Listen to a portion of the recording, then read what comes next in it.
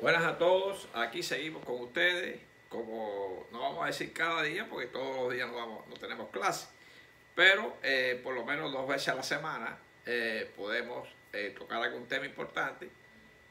Continuamos con anatomía, cabeza y cuello, y en el día de hoy vamos a hacer no es un resumen en sí, pero es continuando para ver lo que es el cráneo en su conjunto y algunos aspectos de la articulación temporomandibular como articulación importante móvil de lo que es la cabeza.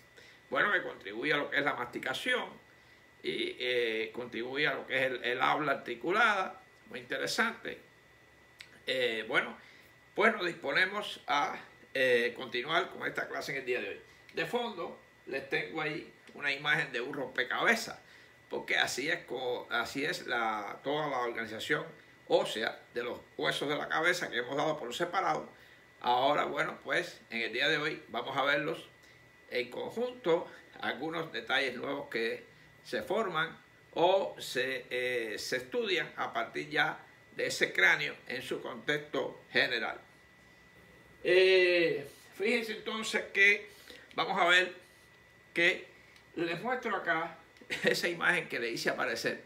Es nada más y nada menos que el famoso cráneo de cristal, que no voy a ahondar profundamente en esto, pero en la cultura precolombina, maya, aztecas, etcétera, en algunos puntos de lo que es el globo terráqueo, aparecieron indistintamente en épocas anteriores cráneos de cristal, cráneos prácticamente de cuarzo, de distintos materiales, pero el cristal sobre todo, esa forma con todos los elementos, y sus estudios se han ido profundizando, y más adelante prepararé un tema de algunas curiosidades anatómicas y hallazgos anatómicos relacionados con la antropología. Eso es más adelante un tema cuando ya avancemos en la anatomía general. Le digo que busquen el cráneo de cristal y los que se interesen por esta historia pueden profundizar más en ello. Bueno, decía, tenemos acá dibujos de Leonardo da Vinci de la época, y él decía esta frase: el que no valora la vida no se la merece. El médico que se va formando, los estudiantes sobre todo, y el médico ya graduado, debe saber que contrajo una gran responsabilidad con la humanidad, porque prácticamente su vida la está dedicando a la vida de los demás. Por tanto, él valora la vida. Por eso un médico bueno, ético, de gran corazón, merece la vida. Eso es de Leonardo da Vinci. Miren los dibujos, muchos dibujitos que él hacía, inclusive sin penetrar en sí en las profundidades del cuerpo humano, por todas las limitaciones de la época.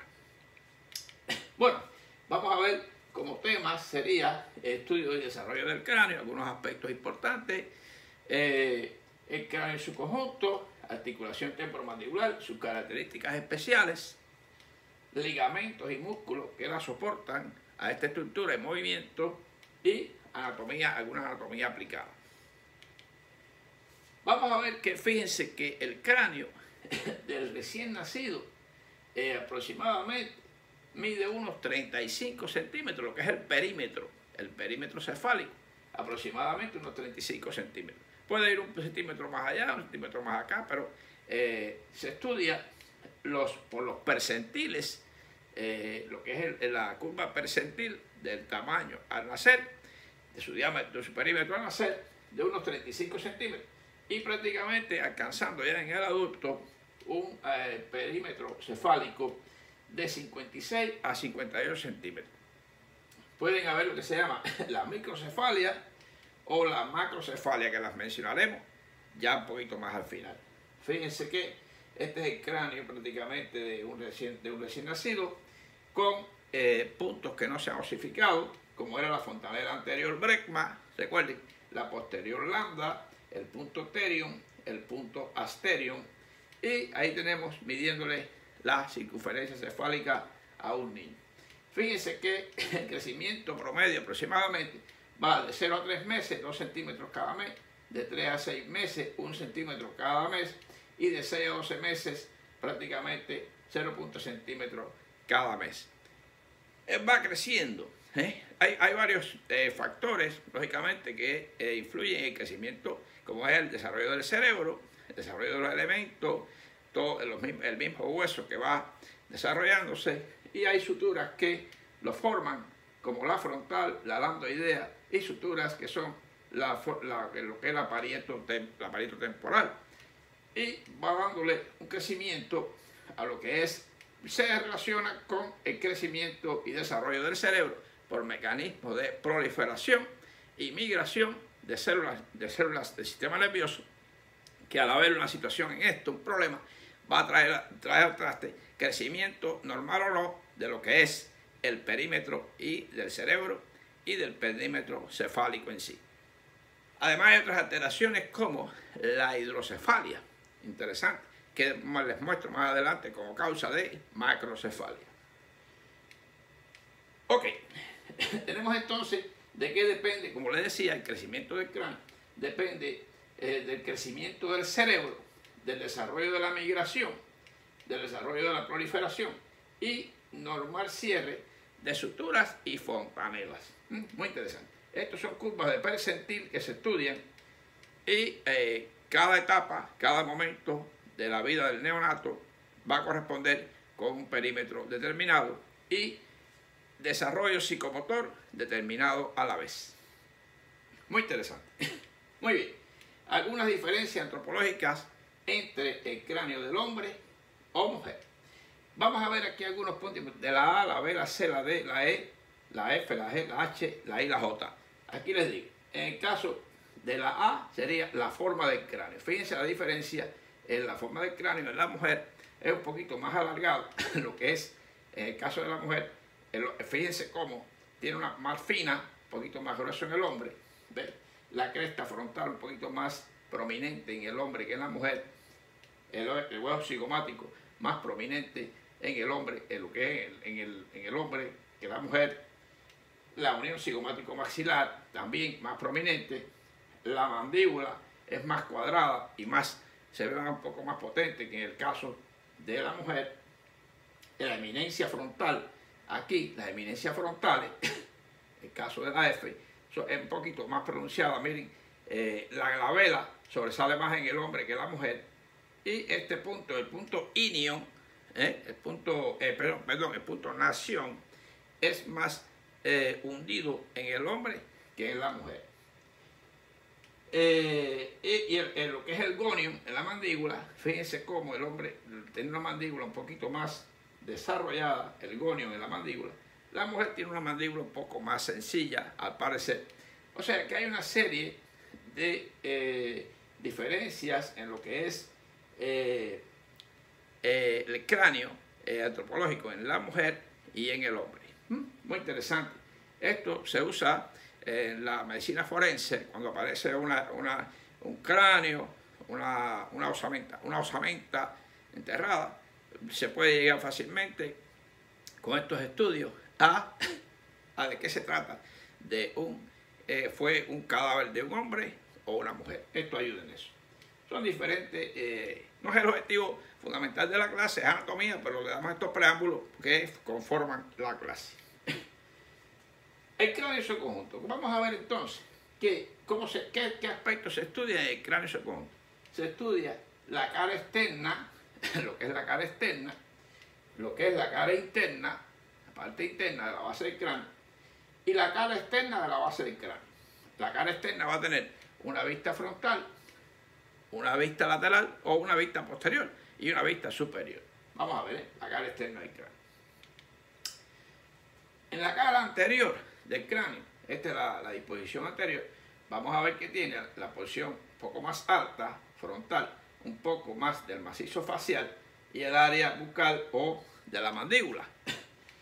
Vamos a ver las órbitas.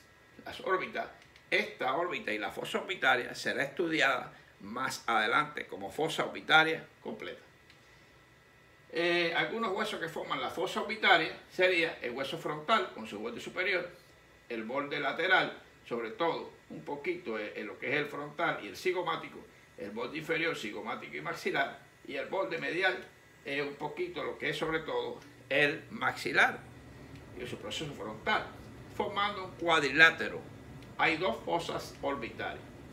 Estaría el punto nación aquí, les decía, el punto nación, la apertura piriforme formada por los huesos nasales, o sea, los huesos nasales, la porción o huesos propios, el borde inferior, y estas escotaduras de los huesos maxilares que se unen formando entonces la apertura piriforme que le da entrada a lo que es la fosa nasal ósea o cavidad nasal. Y los dientes. Tenemos los dientes, fíjense que ya los estudiamos, ya los estudiaremos, algo hemos estudiado y estudiaremos más. Los superiores, ¿de acuerdo? Los medios, los laterales, caninos y molares, etc. Y ahí vemos una representación rápida de tres importantes agujeros. El agujero supraorbitario, el agujero infraorbitario y el agujero mentoniano. Este agujero mentoniano, donde sale o se integra la rama más inferior, la rama más periférica del nervio mandibular. Aquí el infraorbitario, el nervio más periférico de lo que es el infraorbitario o nervio maxilar, B2. Y aquí estaríamos hablando del nervio supraorbitario, nervio frontal, que forman parte de la más periférica del nervio oftálmico del trigémino. Muy interesante. Todo. Podemos ver eminencias alveolares, podemos ver la fosa canina, etcétera, en esta vista anterior. Vemos este borde aquí que conforma la parte lateral de la órbita. Esto es lo que vemos aproximadamente. Hay muchas cosas más que vemos, pero recuerden que cuando estudiamos cada hueso en particular, le puede ayudar a el área superciliar, la eminencia frontal, etcétera. Les puede ayudar a determinar elementos o puntos que se ven ahí. Muy interesante. En la vista lateral vamos a ver que tenemos el arco cigomático como elemento nuevo, la representación de la fosa, ¿ves? De la fosa temporal. Hay tres fosas que se ven en lo que es la vista lateral. La fosa temporal, la fosa infratemporal, que la vamos a ver un poquito mejor más adelante, y la fosa pterigopalatina, que está en la profundidad, aquí en esta profundidad, la vamos a ver más adelante.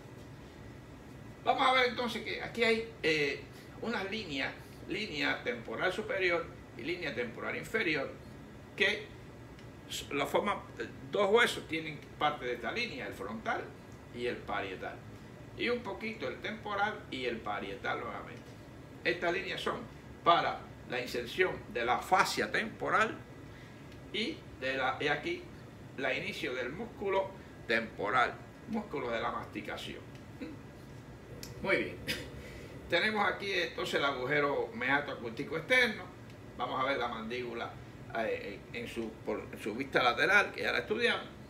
Y vamos a ver el arco cigomático, como les decía, se señala que está formado por la apófisis temporal del cigomático y la apófisis cigomática del temporal. Muy bien. Vamos a ver el mastoide. Vamos a ver el punto, en lo más bajo, el punto íneo. Recuerden, punto nación, punto íneo.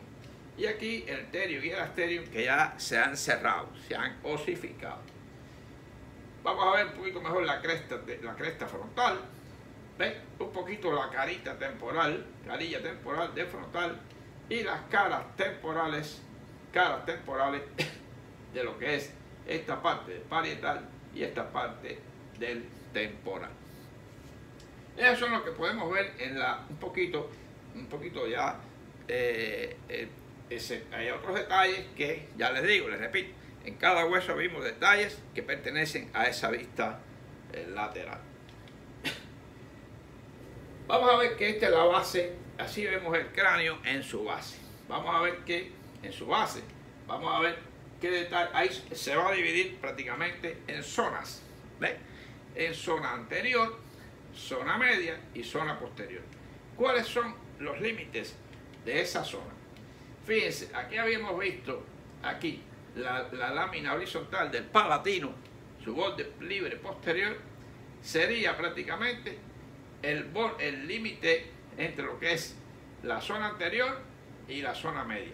Y fíjense, una línea tangencial que pasa por el borde anterior del agujero magno, y esta línea nos va a conformar entonces lo que es la zona anterior, zona media y zona posterior.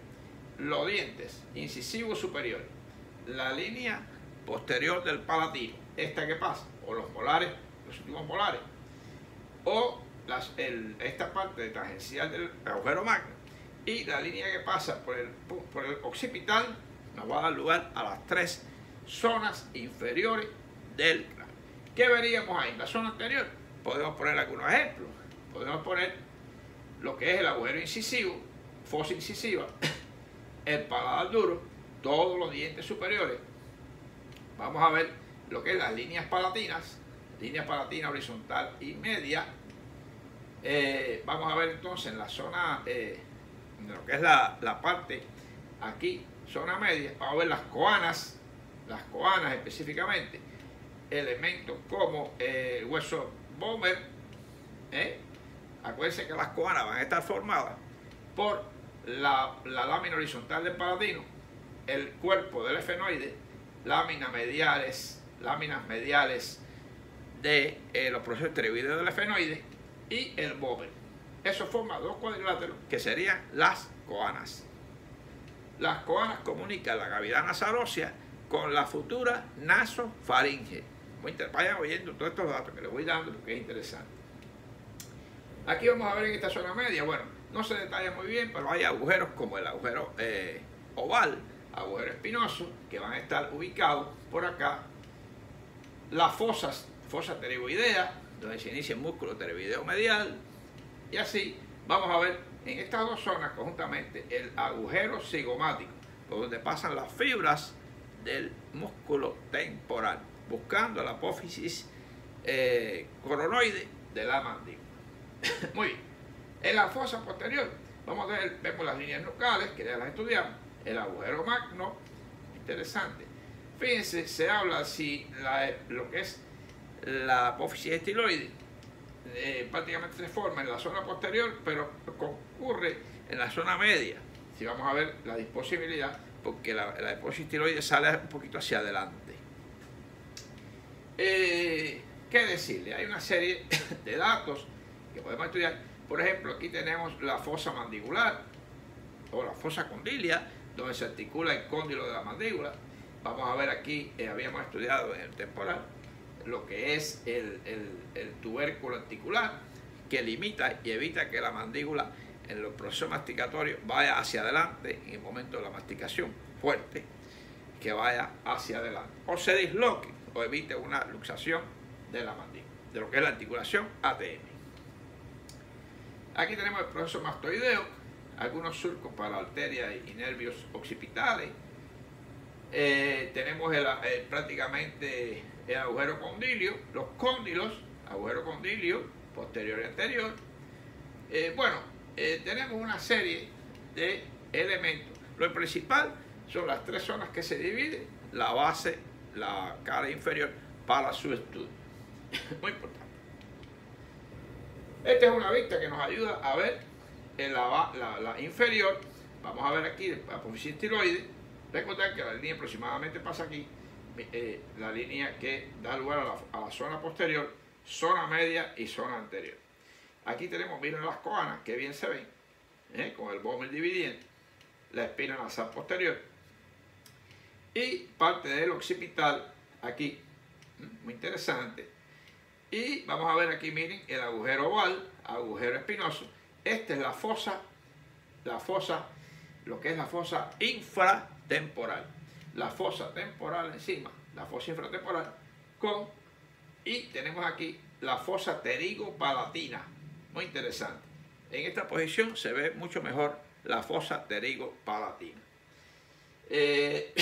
Tenemos la apófisis mastoide y las líneas nucales, lo que es la cresta occipital externa, el punto, recuerden, el punto inion estaría aquí.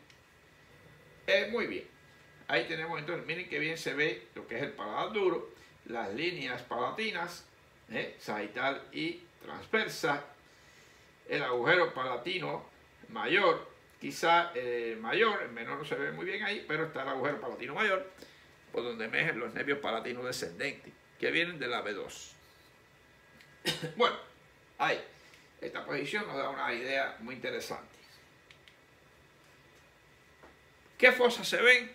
Como dijimos, en lo que es la vista lateral, se ve la fosa temporal. Toda esta fosa, que sería la línea temporal, prácticamente, línea temporal superior, y el borde del arco cigomático, y aquí terminando la cresta temporal en esta zona. Todo esto va a ser la fosa temporal. Fosa infratemporal, que sería todo lo que está medialmente a esta rama ascendente de la mandíbula, que sería todo este espacio, aquí, fosa infratemporal. Estas fosas van a ser estudiadas particularmente, cada una en su momento, con todo su contenido e inervación, como así lo estudia Netter en su libro dedicado a los odontólogos. Muy bien. Y la fosa pterigo-palatina, que está aquí, que se encuentra prácticamente por delante de la apófisis pterigoide, por detrás de la cara posterior del maxilar, y profundamente tenemos la cara, lo que es la lámina perpendicular del palatino. Es una fosa en forma, cuando se ve en el rayos X, se ve como una lágrima invertida. Muy interesante. Esta que está aquí. Vamos a ver todos los elementos, sus agujeros, sus comunicaciones, su contenido, más adelante. Es esa que está ahí. Son las tres fosas fundamentales que se ven en la vista lateral. Vamos a ver la vista superior, ya sea externa o interna.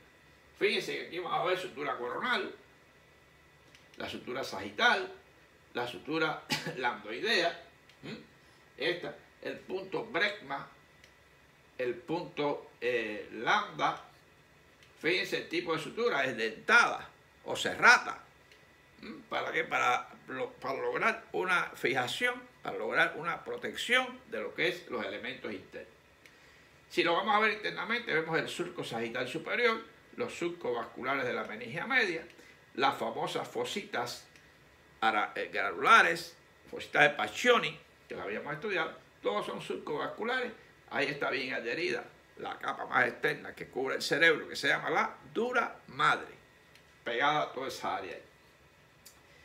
Podemos ver el agujero parietal, el agujero nutricio, por donde entra la vascularización, la eminencia frontal, eminencias parietales, occipital, etc. Son elementos que podemos ver en todo este elemento llamado calvaria, todo esto va a estar cubierto de una poleurosis epicraniana y músculos occipito frontal. Todo está ahí. Vemos un poquito de las líneas temporales superior e inferior. Superior e inferior. Esta es una vista superior. Vamos a ver entonces, como le he explicado, esto es convexo y toda esta área es cóncava. Entre la tabla externa y la tabla interna tenemos el llamado la masa esponjosa de lo que es este hueso del cráneo, se llama diploe. Diploe. Vamos a ver entonces, vamos a ver mejor la sutura lambdoidea. Fíjense que bien, la fontanela posterior holanda, huesos urnianos o suturales. Fíjense que sobre todo el sutural es cuando está incluido en la línea de sutura, y en realidad el urniano se forma cerca de la sutura, pero prácticamente a veces no forma parte de ella, muy cerca. Y el punto inion, ¿qué sería este que está aquí atrás? Aquí detrás, el punto inion. Muy interesante ese punto. Este es un hueso, en este caso, este cráneo, hueso bastante grande, hueso borneano. Ok. En la vista interior del cráneo, vamos a ver sobre todo la vista interior, cuando hacemos un corte transversal, vamos a ver que hay diferentes elementos. Sobre todo se divide en tres fosas muy importantes. La fosa craneal anterior, la fosa craneal media y la fosa craneal posterior. Estas fosas van a ser estudiadas también más adelante con más detalle. Algunos detalles de aquí sería quién la forma el hueso frontal, lo que es el yugo esfenoidal, la lámina cribosa del etmoide. Aquí sería, está formada sobre todo por esos tres huesos.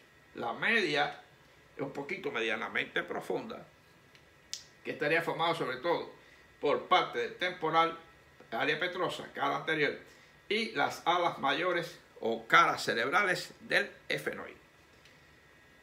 Hay elementos, aquí las cribas, la crista gali, en esta media el agujero oval, espinoso, el agujero oval por donde pasa la B2 y lo que es la rama petrosa menor, y prácticamente el agujero espinoso por donde emerge hacia arriba la meningia media. ¿Ve? Y otros elementos nerviosos, pequeñas fibras que van a las meninges. Muy bien, aquí tenemos entonces, aquí habíamos estudiado algunos surcos petroso mayor y menor, lo que es la fosa o la depresión de donde va el ganglio, donde se ubica el ganglio trigeminal. Y por acá atrás tenemos agujero magno, las fosas cerebelosas y cerebrales y los surcos, surco para el seno transverso y sigmoideo y el famoso, bueno, le digo agujero magno y el clivus en esta área aquí. En la media además tenemos la fosa de la silla turca, los agujeros ópticos, surco periquiasmático, etcétera, clinoides anteriores. Eso es lo que tenemos en lo que es. Más adelante vamos a ver un tema que va a ser dedicado a los agujeros del cráneo. Todos los agujeros, qué elementos pasan por ellos y qué patologías podrían producirse en el caso de una compresión versus lesión de estos elementos neurovasculares. Ok. Bueno, ante un corte sagital vamos a ver el seno frontal. Miren qué bien. El seno efenoidal. Vamos a ver la lámina perpendicular del etmoide, el vómir, que ya lo estudiamos, lo que es el paladar duro. Existe un paladar duro y un paladar blando. En resumen, se llaman paladar. Vamos a ver toda la parte interna de lo que es, vamos a ver los surcos vasculares, sobre todo de la meningia media, anteriores, parte parietal y lo que es temporal, huella de los vasos de la dura madre, y las conchas nasales, que en este caso, por estar ubicado lo que es esta lámina perpendicular del etmoide, aquí vemos parte de la concha nasal inferior, y el Bowman no nos permite ver las conchas nasales, pero las veríamos de no estar el tabique nasal en este momento. Vemos parte de la fosa hipofisaria, las clinoides, anterior y posterior, y así sucesivamente. ¿Qué anatomía aplicada podemos mencionar? Podemos mencionar en qué se basa las anatomías aplicadas. Bueno, se basa en por cierre inadecuado las suturas y fontanelas, por alteraciones de la migración y o la proliferación neuronal. Vamos a ver que en el caso, por ejemplo, del cierre inadecuado, el cierre de la sutura media, podría verse la escafocefalia, ¿no? Escafocefalia, un aumento del diámetro anteroposterior. En el caso del cierre de una de las partes de la sutura frontal, puede el cráneo dirigirse hacia un lado, dando la plagiocefalia anterior. Y fíjense que por cierre inadecuado de toda la sutura frontal, va a dar lo que sea la brachiocefalia, lo que es la brachiocefalia. Y prácticamente, por cierre inadecuado o a tiempo de la sutura metópica, va a dar lo que se llama la trigonocefalia. Esta que está aquí, en forma de pico. Vamos a ver entonces con respecto, también está la turricefalia, otro tipo de oxicefalia, otras malformaciones que se estudian. Ustedes pueden revisar un poquito ampliar más este tema, revisando otras malformaciones. Vamos a ver entonces este niño que ustedes lo ven, tiene un aumento del perímetro cefálico. Puede ser porque también la migración y la proliferación neuronal van a dar lugar a otras malformaciones, como que se producen exactamente en la época que no se han cerrado todavía las suturas y la fontanela, el cráneo crece. Entre ellos, lógicamente, también depende de esto, de una limitación del paso normal del líquido cerebroespinal y o su formación, dando lugar a lo que se llama la hidrocefalia. Les muestro más adelante ahora una fotito. Y entonces esto va a traer en sí algunas como son lisencefalia, otras que lo que sería la macrocefalia, y así van a haber alteraciones propias de la no formación adecuada del cerebro. Por ejemplo, aquí tenemos la microcefalia y la macrocefalia. Esto es una macrocefalia probablemente por hidrocefalia. Miren qué perímetro cefálico. Estas son llamadas las craneosinostosis. Ustedes pueden revisar. Esto es un cráneo, miren, de quizás un niño que tuvo, miren la sutura metópica todavía se mantiene.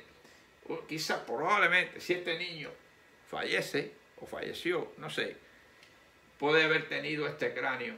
Pero lógicamente es un niño un poco mayor, porque fíjense que este niño no debe tener quizás todavía toda esa dentición. Pero bueno, se lo pongo como forma demostrativa para que vean.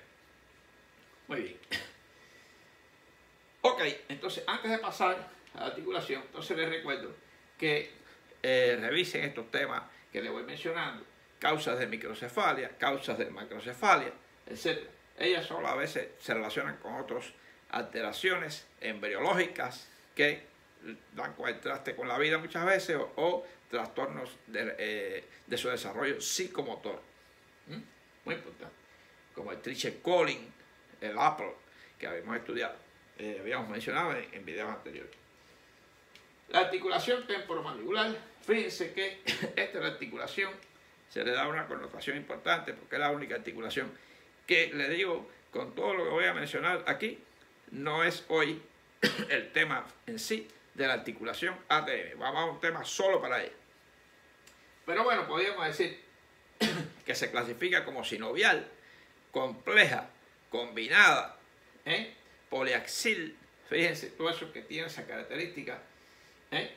Tiene características, como digo, tiene varios movimientos, se mueven en 4 ejes prácticamente, se habla de 3 ejes, ella es poliaxil y triaxil a la vez.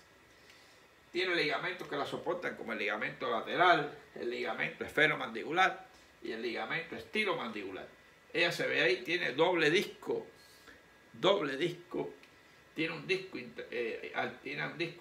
articular propio para ella, tiene 2 cavidades aproximadamente articulares y está formada entre lo que es el temporal y el cóndilo de la mandíbula. Ella realiza varios movimientos. ¿Cuáles? Movimientos de descenso y elevación. Descenso, sobre todo, los proporciona los músculos platisma y el pterigoideo lateral. Y un poco espontáneo, la caída por su peso. En la elevación es provocada por 4 músculos fundamentales, principalmente el temporal y el pterigoideo medial y el macetero. Muy importante. Hay deslizamiento antero-posterior, movimientos laterales, de rotación derecha-izquierda y lo que se llama la diducción. Diducción que se ve un poquito en esta imagen, que esto que hago ahora, así es un poquito diducción. Descenso, ascenso y movimientos laterales. Aquí tenemos el ligamento esfenomandibular, el ligamento estilomandibular, aquí prácticamente el esfenomandibular, fíjense, que va prácticamente a insertarse en lo que es la língula o espina de Spix, aquí, y tiene una relación muy importante con lo que es el paquete vasculonervioso y alveolar inferior, arteria y nervios alveolares inferiores. Y está incluido en la fosa infratemporal. Muchos elementos que hay en la fosa infratemporal, no es el día hoy de la fosa, pero hay más de 35 elementos en la fosa infratemporal. importantísimo para el odontólogo. Ahí veremos toda esta materia más adelante. Este es el ligamento lateral, parte del temporomandibular y el esfenomandibular más adentro. Este es estilomandibular. Esfenomandibular, estilomandibular y lateral, que pertenece al temporomandibular. Importante. Son ligamentos que soportan esta articulación. Hay un síndrome clásico, que sería la osificación de este ligamento. Síndrome de Eagle. Se escribe águila en inglés. Águila en inglés. Eagle. Bueno, aquí tenemos entonces una parte de lo que es la articulación. Como se ve en el rayos X. Fíjense cómo se ve el cóndilo. Aquí el tubérculo articular. Importantemente. Muy importante. Fíjense. Por aquí logramos ver aquí la articulación, el cóndilo en su fosa. Si se fijan, por aquí está la lágrima invertida. La lágrima invertida de lo que es la lágrima invertida de lo que es la fosa pterigopalatina. Neurofisiología, lo que sería la neurofisiología de la ATM. Lógicamente, hay músculos que la mueven, como son los músculos de masticación, temporal, macetero, tiroideo lateral y tiroideo medial, la mueven. Hay un reflejo neurofisiológico, lógicamente, y mecanismo propioceptivo. En mecanismo propioceptivo vamos a profundizar más cuando veamos esta articulación, pero le doy un preámbulo. Participa el ligamento periodontal y lo que es la presión propia del diente en la masticación. Está la propiocepción que emiten los músculos de la masticación a través del trigémino hacia el cerebelo, importante, sobre todo al núcleo mesencefálico, del trigémino. Le digo, para esto les solicito que revisen el trigémino, que lo vimos ya en videos anteriores, y para que puedan después, cuando ya yo les explique la ATM en todo su contexto, logren entender bien, porque es un poco más profunda la explicación de esta masticación. Porque el odontólogo debe manejar esto, porque a la funcionalidad de la ATM se puede desprogramar. Y hay que hacer una serie de test de reprogramación de lo que es la mordida o la masticación. Y esto puede evitar lo que se llama el bruxismo, la rotura, la fractura de dientes, cuando hay una mala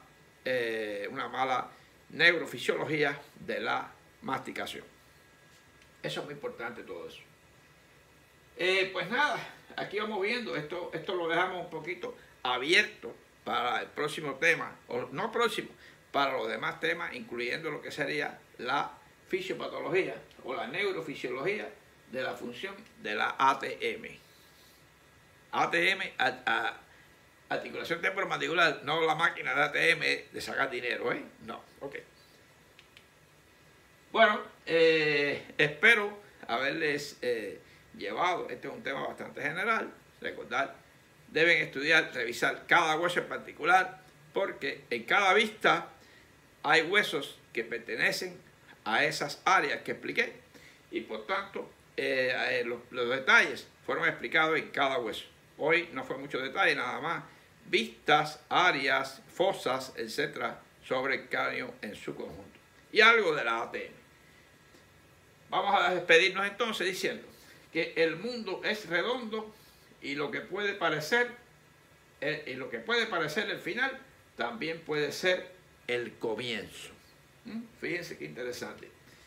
Todo esto son frases que les pongo porque muchas veces cosas que nos ocurren en un momento determinado pensamos que es el fin. No. Sin embargo, puede ser que Dios nos ha puesto eso en nuestro camino para aprender. Por tanto, prácticamente puede parecer el final, simplemente se nos convierte en el comienzo. Así que se los dejo ahí y muchas gracias. Seguimos con ustedes y sigan compartiendo, sigan con sus compañeros con sus amigos, sus colegas, si lo ve algún médico, porque todos estos temas son para todo el mundo. Algunos para refrescar, otros para aprender. ¿Ve? Ok, nos seguimos viendo y que Dios le bendiga y seguimos comunicados.